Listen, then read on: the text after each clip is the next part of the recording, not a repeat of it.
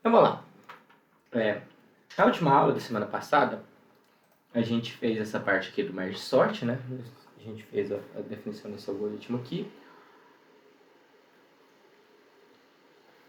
E aí agora, a gente viu aqui a questão da parte de execução dele. Ficou faltando a gente fazer a análise da complexidade desse algoritmo aqui. Talvez vamos fazer primeiro, antes da gente continuar a fazer só a análise de complexidade dele para a gente entender qual que é o custo desse camarada. Então vamos observar o seguinte. Vou abrir o meu quadro negro aqui. Vamos observar aqui o nosso algoritmo do merge sort. O merge sort ele é dividido em duas etapas. A primeira é a de divisão, que é essa daqui, e a segunda é a conquista. Então vamos imaginar aqui como que funciona essa divisão. Então vamos pegar aqui, por exemplo, lá, só relembrando, a gente tem aqui um vetor de 8 posições, né? Quando a gente divide, a gente passa a ter, pelo menos por referencial do algoritmo, 2 vetores de 4 posições. Quando a gente divide de novo, a gente passa a ter por referencial do algoritmo 2 vetores de 2 posições, 4 vetores de 2 posições. E por último, a gente passa a ter vetores de uma única posição. Então observa que no passo da divisão a gente vai fazer esse processo aqui, mais ou menos parecido com uma árvore mesmo. Então a gente está trabalhando com a árvore binária aqui, que a cada vez que a gente pega, a gente divide o nosso algoritmo no meio. O que acontece agora quando ele vai reescrever? Quando ele vai fazer o merge, ele pega e ele analisa todos os vetores dessa posição, mais todos os vetores dessa posição aqui. E ele faz isso aqui dentro do merge. Então ele analisa todos os vetores, todos os vetores do lado esquerdo, pode ser terminando aqui ou terminando aqui embaixo, e todos os vetores do lado direito, pode ser terminando aqui ou terminando aqui embaixo. E no final ele copia esses vetores. Então vocês concordam comigo que para fazer esse merge, ele gastou passar por todos esses aqui, independente da forma que ele vai fazer. Então, se o nosso vetor ele tem 8 posições, no caso aqui, esse aqui, ele gastou uma comparação de 2 posições para ver, esse aqui gastou uma comparação de 2, esse aqui gastou uma comparação de 2, esse aqui também gastou uma comparação de 2. Por quê? Porque, no caso, é o tamanho do vetor vezes 2, né, que ele vai fazer. E no final, além de tudo, ele ainda faz essa cópia. Então, esse algoritmo aqui, se a gente analisar só esse caso aqui, vocês vão ver que ele está sempre controlado a partir do tamanho do vetor que é fornecido aqui. Ou seja, com base no início até o fim desse vetor. Então, se a gente tem aqui esse vetor que começa em 0 e termina em 1, ele vai gastar 2, a complexidade dele é linear na base de 2. Da mesma forma aqui, linear na base de 2, aqui também é linear na base de 2 e aqui também é linear na base de 2. Se a gente olhar aqui em cima esse merge, a gente vai começar, por exemplo, na posição 0 e vai até a 3. Então ele é linear na base de 4. Esse aqui também é linear na base 4. E aqui em cima ele vai do 0 até o 7 que ele vai andar. Então ele é linear na base 8. Então a gente tem o nosso algoritmo mais ou menos sendo desenhado dessa maneira. Cada vez que ele executa aqui para um próprio vetor, ele é linear. Esse algoritmo do merge, ele é linear de acordo com o tamanho daquele vetor. E se a gente for analisar aqui mais ou menos o que acontece, é que se a gente pegar essa primeira linha, ela tem linear de tamanho de 8, que é o tamanho do meu vetor. Essa segunda linha é linear de tamanho de 4 mais tamanho de 4, que é basicamente o que se eu somar 4 mais 4? Linear em tamanho de 8. E essa terceira linha também é 2 mais 2 mais 2 mais 2, ou seja, é linear em tamanho de 8. Então, cada vez que ele executa um merge de uma linha completa, seja ela dividida em vetores de tamanho 1, seja ela dividida em vetores de tamanho 2, ou seja ela dividida em vetores de tamanho 4, toda vez que ela executa a função merge, essa função, ela no final, ela se torna linear. Então, na verdade, para a gente poder considerar aqui, a gente pode considerar que cada merge por completo, ele tem complexidade O de n. Por quê? Porque aqui a gente está baseado em 8, porque o nosso vetor é de tamanho 8. Se o nosso vetor fosse de tamanho 100, seria O de 100. Então, para cada vez que ele faz a divisão e depois ele faz a conquista, ele gasta O de n para cada divisão que ele faz. Então, se a gente quer saber a complexidade, basta a gente pegar e ver que, ó, para cada divisão que ele faz, ele é O de N. Quantas vezes ele divide? Essa vai ser a nossa métrica para determinar por quanto que eu vou multiplicar esse N. E aí que entra naquilo que a gente comentou nas últimas aulas. Não sei se vocês lembram da gente falar da base logarítmica. Então, observa aqui. Um vetor de tamanho 3, nesse caso, ele dividiu em... é de tamanho 8, ele dividiu 3 vezes. Se a gente pegasse um vetor um pouquinho maior, por exemplo, vamos supor que eu pegue um vetor que seja de tamanho 15. Então, se a gente pegar um vetor de tamanho 15, vou até pôr aqui dentro para a gente ir referenciando. Se a gente pegar um vetor de tamanho 15, a gente vai dividir de um lado, vai ter 8 e no outro vai ter 7. Algo próximo disso. Se a gente pegar agora e dividir esse do tamanho 8, num lado vai ter 4, do outro 4. Desse aqui um lado vai ter 4, do outro vai ter 3. Não importa se o maior vai para a esquerda ou para a direita, no final do algoritmo não vai fazer muita diferença. E aí, dividindo aqui de novo, a gente vai ter esses aqui de tamanho 2, né?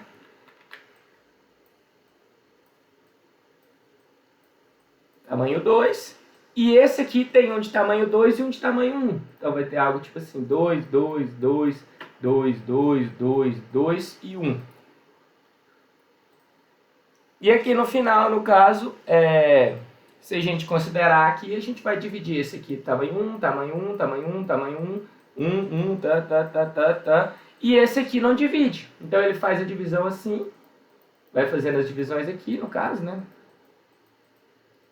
E esse aqui ele não divide, esse aqui ele vai passar para ser inteiro aqui na próxima.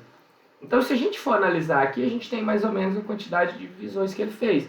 Nesse caso, no total, foi quantas divisões que ele fez aqui? 1, 2, 3, 4. E na hora que ele foi realizar o merge, aqui todo ele gastou aproximadamente O de N. No caso foi O de 14, né? Porque esse aqui ele não precisou de fazer divisão. Mas basicamente O de N menos 1. O de N, que é a complexidade. Igual a gente comentou, essas constantes a gente ignora. Aqui ele gastou O de N. Aqui ele gastou O de N e aqui ele gastou O de N. Nesse caso, a complexidade dele foi 4N. No outro anterior aqui, a complexidade foi 3N. Mas tá, como que eu vou achar então esse número de divisões? Aí que entra a gente pensar na parte matemática do logaritmo. O que acontece lá quando a gente está fazendo, por exemplo, sucessivas divisões ao meio? Então a gente está dividindo por 2, dividindo por 2, dividindo por 2, dividindo por 2. Qual que é a operação inversamente proporcional a esse aqui? Seria uma potência multiplicando por 2. Se eu pegasse, multiplicasse por 2, multiplicasse por 2, multiplicasse por 2, multiplicasse por 2. Essa é a operação matemática inversamente proporcional.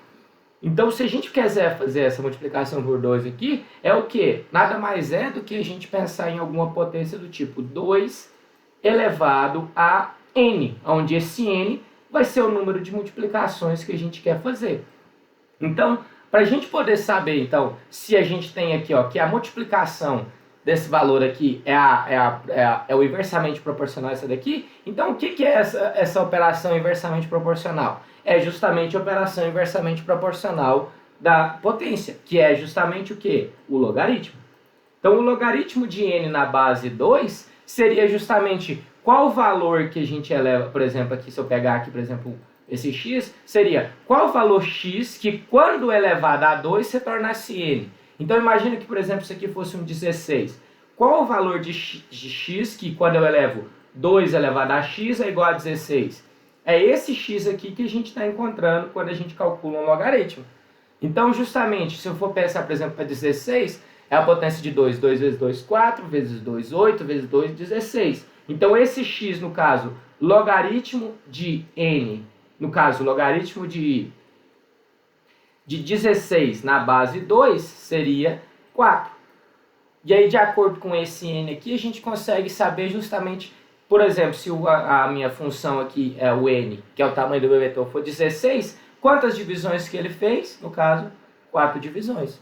Se a gente fosse pegar, por exemplo, de 100, então logaritmo de 100 na base 2, a gente não vai achar um valor muito preciso, porque se a gente for pensar 2 vezes 2, 4, vezes 2, 8, vezes 2, 16, vezes 2, 32, vezes 2, 64, vezes 2, 128. Mas seria algo que seria aproximadamente 7.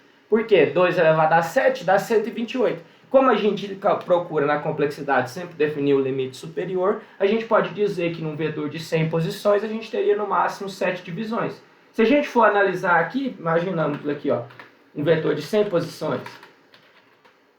Se a gente for começar um vetor de 100 posições, ele seria dividido 50, 50.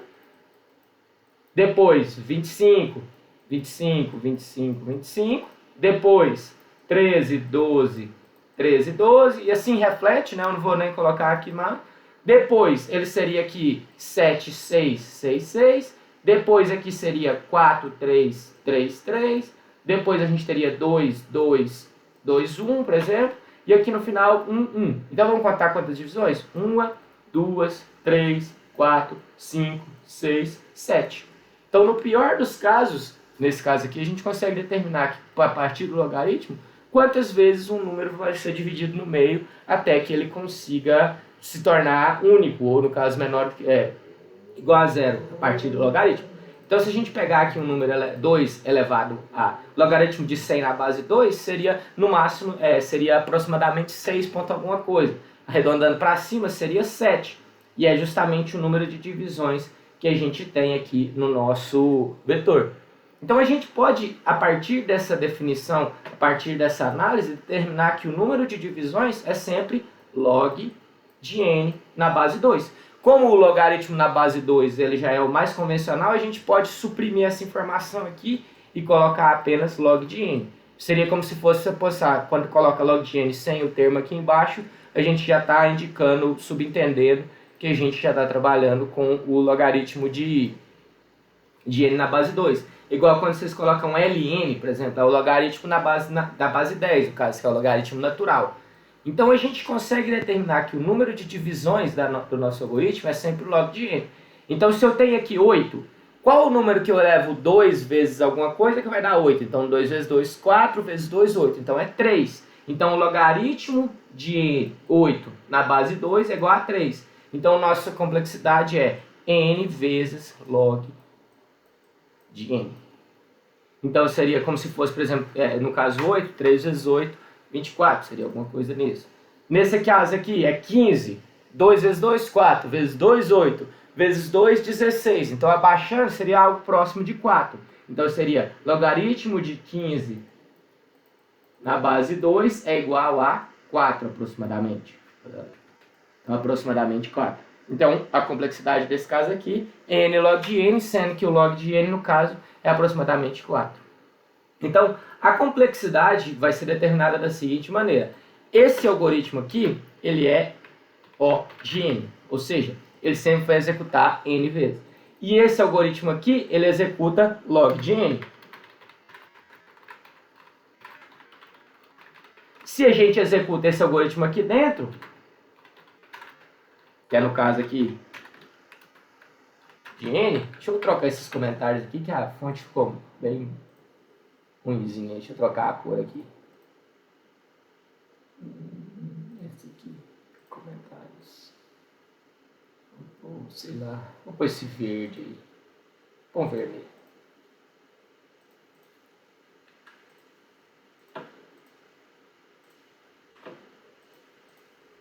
Aí, fica melhor. Então, se aqui a complexidade é log de n, e aqui a complexidade é n, a gente pode determinar que o nosso algoritmo, a complexidade dele é n log de n. Isso aqui, quando a gente pega valores baixos, pode dar uma diferença pequena. Vamos pensar aqui, ó, exemplos. Vamos supor que a gente tenha um algoritmo de 100 posições. Então a gente viu que o log de n é 7. Então se a gente fosse fazer um n ao quadrado, seria 10.000. Se o log de n é 7, então n log de n seria 700. Então a gente já reduz o número de clocks aqui, que era de aproximadamente 10.000 para 700. Isso aqui é uma redução considerável, né? Algo em torno de seus 7% de tempo. E aí se a gente vai aumentando isso aqui vai ficando cada vez mais crítico. Se o nosso n fosse 1.000, n ao quadrado seria 1 milhão. Mas e quanto que... aqui passou um zero. Deixa eu tirar um zero aqui. E quanto que seria n log de n? Vamos pensar o 1000, que a gente for multiplicando.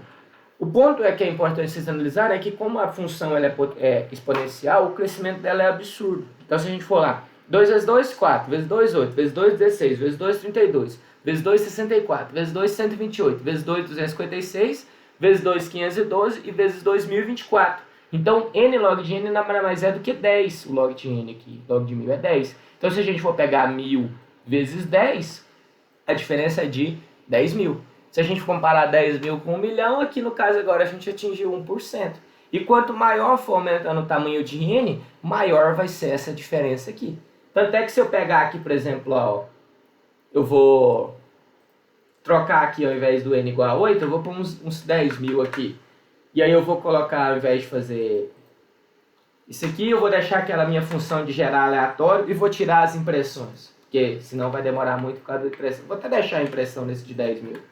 Se a gente rodar aqui o Merge Sort, eu tenho que declarar o V aqui de tamanho N aqui. Se eu rodar o Merge Sort, olha lá, já começou a imprimir o resultado. Lembra que eu estou imprimindo lá, 7 segundos para um de 10.000. Sendo que se a gente lembrar lá nos recentes lá, cadê? Vamos pegar o Bubbles, o Insertion Sort aí, que era de 10.000.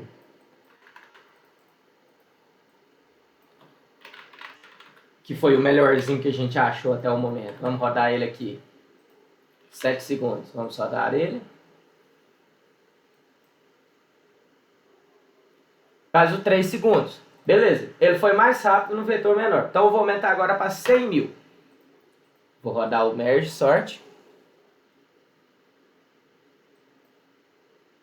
É porque ele está com a impressão dos dois. Agora que eu vi, também não vai ser justo aqui.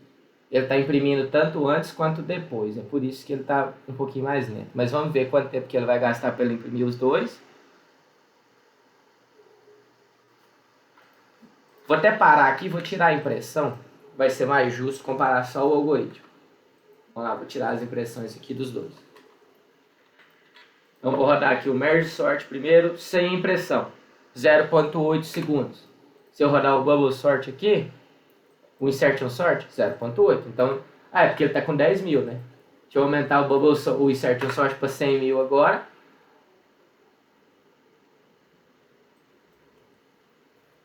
Observa que já ficou bem mais lento. E quanto maior for nesse tamanho de n, maior vai ser a discrepância. Já vendo? 8 segundos.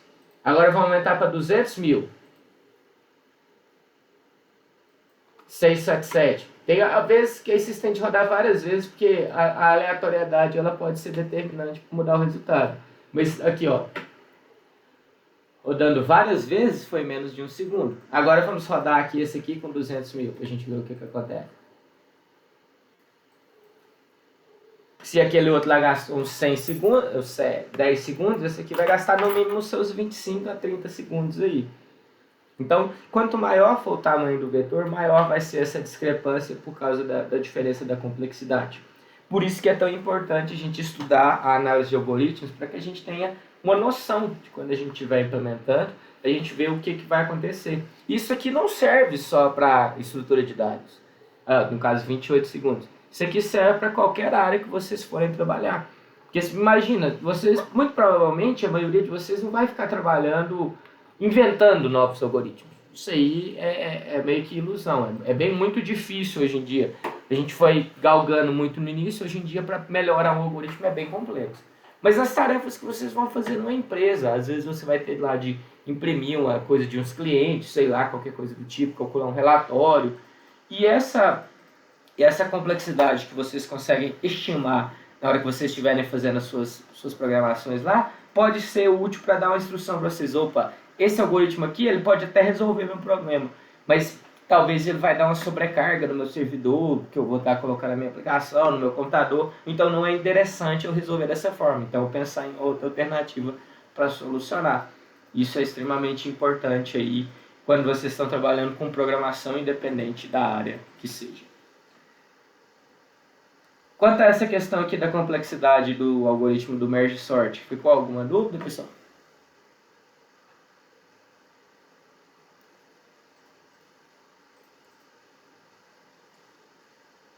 Tá tranquilo?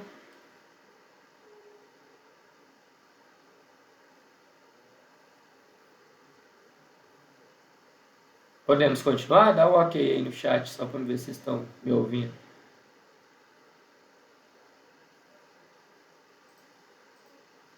Tranquilo? Então, bora lá.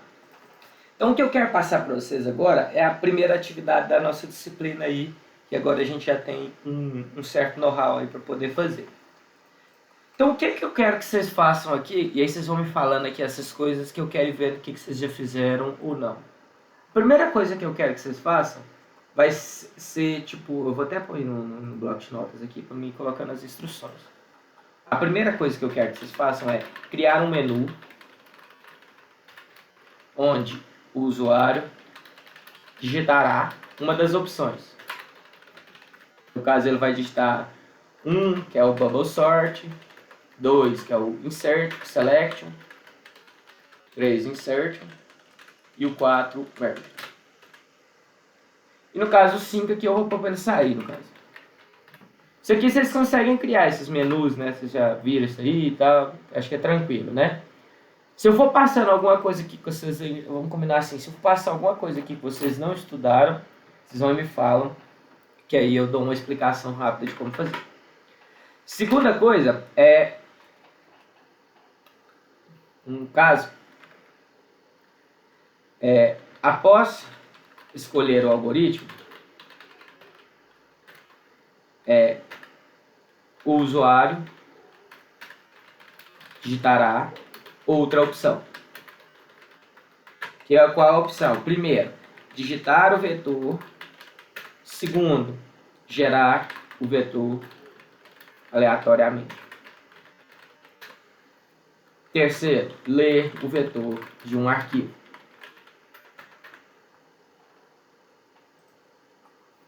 Isso aqui vai gente também tranquilo. Aí 3.1, que é quando ele digitar o vetor. O usuário deve digitar o tamanho do vetor e todos os elementos dele. Após isso, deve-se imprimir o vetor ordenado com o algoritmo selecionado no passo 1.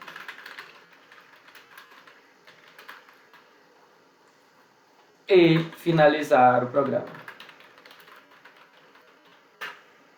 3.2.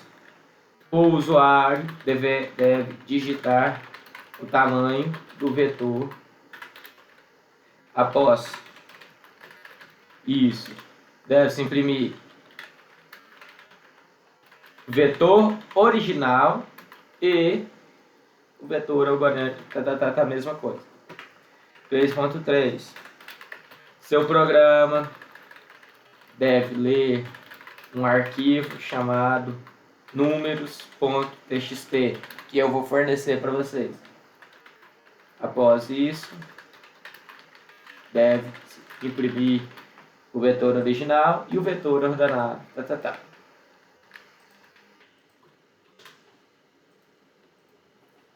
Essa é a atividade que eu quero passar para vocês. Algum desses passos aqui, vocês têm dúvida de como fazer ou está tudo tranquilo?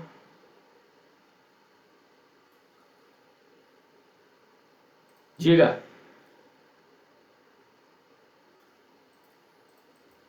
Justamente. Isso vai ser 2 menus. Então você pode fazer tipo a primeira rotina lá, depois que o usuário digitou. No caso nem precisa desse sair, porque como ele vai digitar logo depois, não precisa não. Você pode só escolher a opção, você guarda qual o algoritmo de ordenação que ele quer. E depois você guarda qual a opção que ele quer para... O que ele quer fazer? Se é digitar, gerar o vetor ou ler o arquivo. E aí depois você vai executar o passo de acordo com o passo 2 aqui. Certo?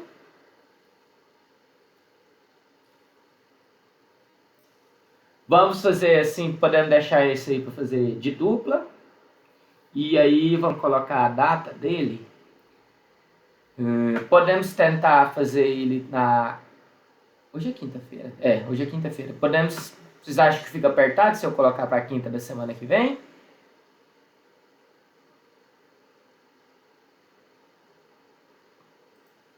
Então tá, eu vou deixar aqui, ó, dia 8 eu acho que é feriado, não é? Então eu vou deixar pro dia 9 de agosto. Então semana que vem vocês vão ter, no horário da aula, eu vou estar aqui no Discord, qualquer dúvida vocês me chamam, mas eu vou deixar por conta de vocês então estarem realizando a atividade.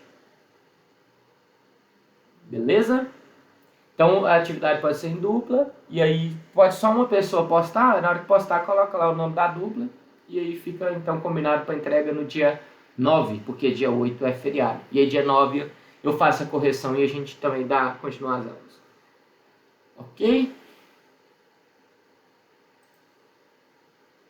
Então beleza, pessoal, eu vou finalizar aqui então por hoje, já vou deixar o tempo aí, agora vocês já podem iniciar. Se vocês quiserem ir discutindo aí aqui no Discord, verificar as duplas, etc., podem ficar à vontade. Já vou postar isso aqui lá no YouTube e podem iniciar então o desenvolvimento do trabalho. Beleza? Qualquer coisa vocês me chamam aqui então. Valeu, falou, boa noite. Até semana que vem.